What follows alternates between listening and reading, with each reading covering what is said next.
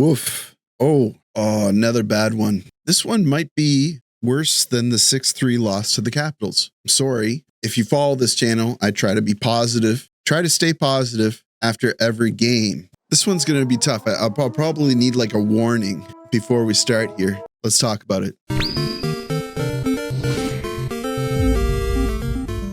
Me, I don't even have idea like how they make maple syrup.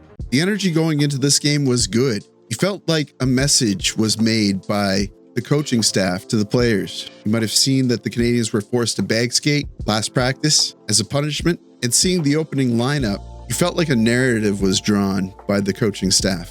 Kind of like how I like to draw the narrative to subscribe and like the video. Sorry, that was a really bad segue. But like always, the channel's doing really well. The Canadiens might not be doing too hot, but at least my channel's doing all right. Thank you so much for all your support. All the subscribers that comment every video just to say hi or tell me how their Halloween is going. That was neat. Thanks for telling me what your favorite candy bar is, by the way.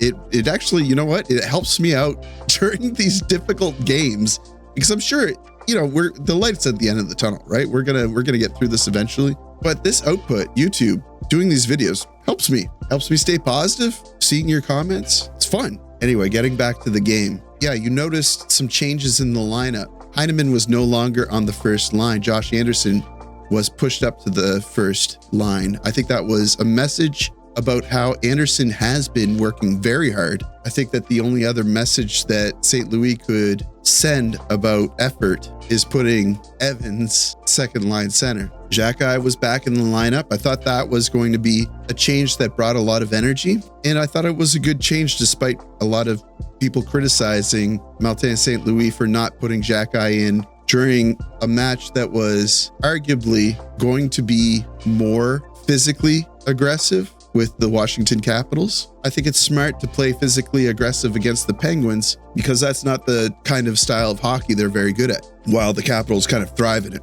Oh, but the game just didn't, the problems with the game were different than what the problems are. No, I take that back. They weren't different. There was a lot of the same problems, but we were seeing mistakes by Suzuki. We were seeing mistakes by Hudson, Savard. Just those three right there. Suzuki, Hudson, Savard. Those were kind of like our safety nets, right? I think that the Penguins figured Hudson out tonight. I think other teams are also figuring him out. Hudson can do a lot with just a little space. So what do? Don't give him any space at all. Get right on top of him. Suzuki, killing plays. He threw away the puck a couple of times. Now, if that's the worst thing you're going to do, okay. But a lot of people on the Canadiens are throwing away the puck.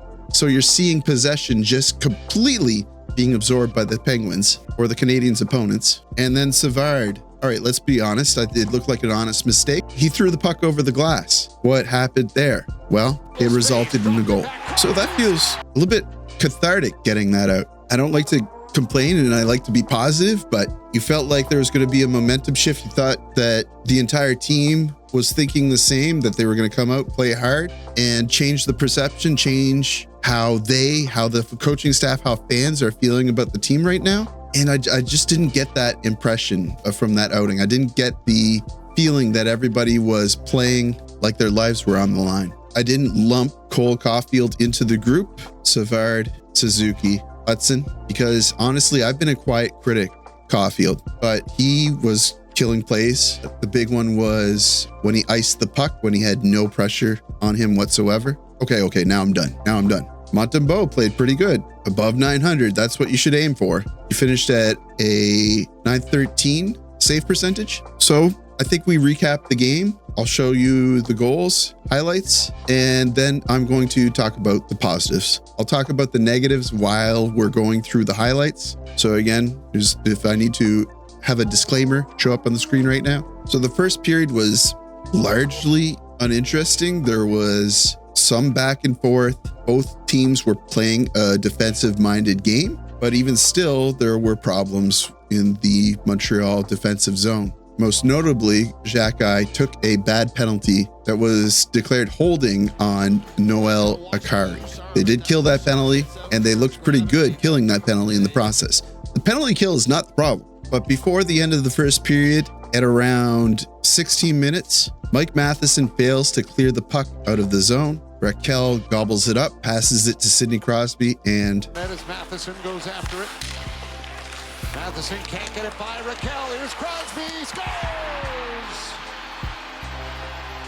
The theme of this goal is going to reoccur. That's the end of the first period. So on to period 2. Some opportunities here and there. The Habs go on 2 power plays. At 5 minutes, Puustinen has a 2-minute minor for tripping against Juraj Slafkovsky. And then Letang, a 2-minute for high sticking on Armia. But the power play goal in the second period came from a delay of game by David Savard. This goal, Crosby beats Montembeault clean. The problem with this is the face-off occurred due to Xhekaj being unable to clear the puck with no pressure, which is a big problem that keeps happening. Not just with Xhekaj, but when it does happen to Xhekaj, it's usually a pretty big deal. He also gets away with spearing before the play was called dead that led to the face-off where the goal was scored. The stick came up high in the groin of Michael Bunting. Not good, Xhekaj. I'm pulling for you. I'm really rooting for you, but you have to avoid these things. Now on to the third period. 2-0 Penguins. At this point, you're like, it's a 2-goal game. I feel like if we just had 1 goal, maybe there would be some life in the game for the Canadiens. Just 1 goal. Who's going to get it? Caulfield. Is it you? This feels like a moment that the captain could step up to the plate. Or maybe it's Hudson getting his first goal. You know, it would be nice if somebody who hasn't gotten a goal yet got a goal like Dvorak, but that's not going to happen. Turnover. Chance for the Canadiens. Dvorak shot, save, rebound, scores! Christian Dvorak gets his first goal of the season because Emil Heineman and Slafkovsky applied pressure to the forecheck, causing the Penguins to make a mistake. Does this sound familiar? This is how the Canadiens get beat. This is a learning moment. I think this is a learning moment. But good on Dvorak for putting this one home. It's been kind of a long time coming. He needed this one. All of your debts are wiped out. Actually, you probably still owe us maybe 2 or 3 goals. So still plenty of time left. 2-1 Pens. You think they're going to pour it on this period, and they kind of do. They spent a good amount of time in the offensive zone. No power play opportunities. The Penguins were really, to their credit, they were really disciplined this period, but there was a little bit of effort, but still a lot of mistakes on behalf of the Canadiens. So with 2.5 minutes late, Montembeault is pulled. They're facing off in the Penguin zone. They're applying pressure. Hudson nearly ties it off the draw. Take it. Scrambles Achari for it. Puck comes loose. Hudson with a chance. He put it off the post. About 3 inches wide. If you're Hudson, you got to be feeling like, man, if I just readjust myself a couple of inches, I'm getting 5 or 6 goals. Because how many times has he rung it off the post? Shot it just a little bit too high? Forget about all the times he puts it basically on his teammate's tape, but they bobble the puck or they whiff it. Oh, put up that warning again.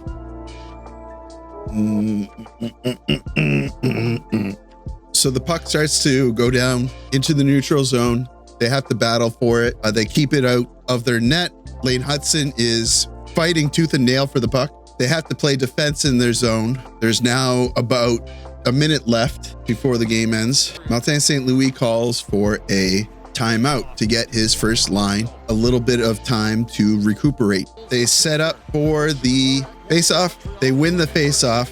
Matheson takes the puck, drops it as a Penguin defender is rushing towards Matheson. Lane Hudson tries to recover the puck. He does recover it. He gets overwhelmed. Blake Lizotte takes the puck up ice and dumps the empty netter.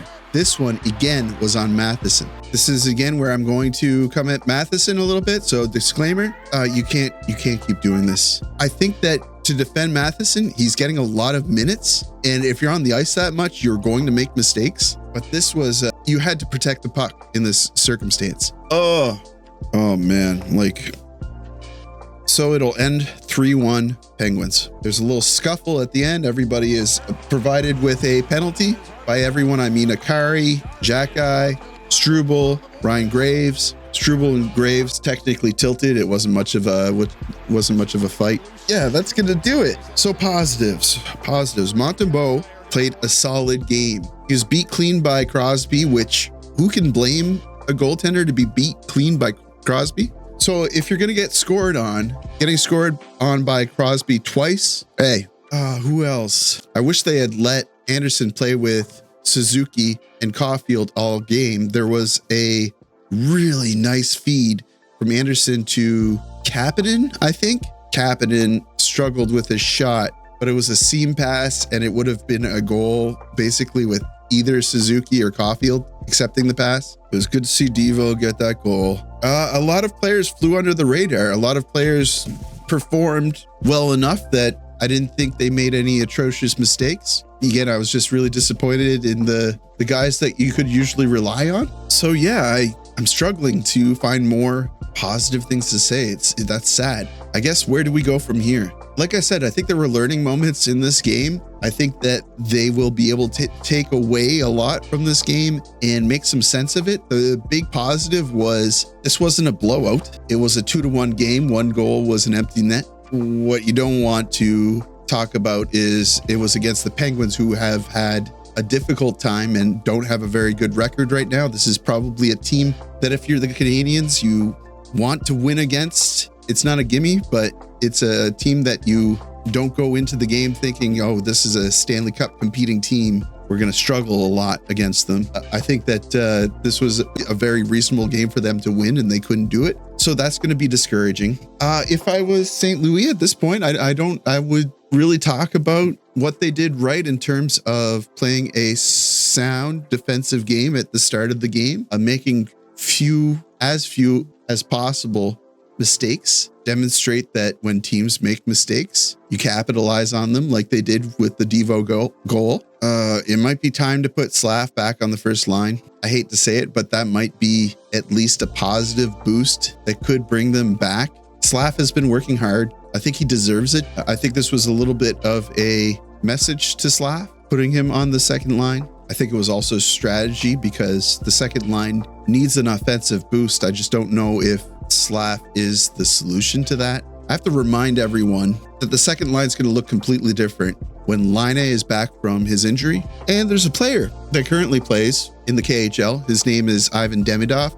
I don't talk about him very often. He's not here. He's a very good player. He's playing at the highest competitive level, and he is not just exceeding, he's excelling in terms of point production. So as much as I am actually legitimately discouraged after this game, I have to keep reminding myself, and I want to keep reminding you, that things are going to change. This is not the team's final form. And let's end it there. I'm talking too much. Thank you once again for watching, for subscribing, for liking the video, for commenting. I really appreciate you guys a lot. I can't say it enough.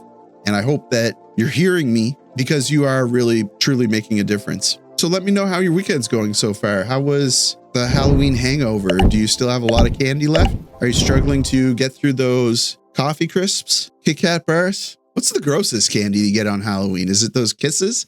Do they still have those kisses? Do you know what I'm talking about? It was like a molasses candy. Is it molasses? I don't even know if it's molasses. It's like a chewy molasses candy. It came in like a orange wrapping. There's somebody that knows what I'm talking about. That's going to do it for me. Thank you so much for watching. Like the video, helps me with search results or watch page results or something. Subscribe if you're not already subscribed. And as always, I'll see you down below in the comments.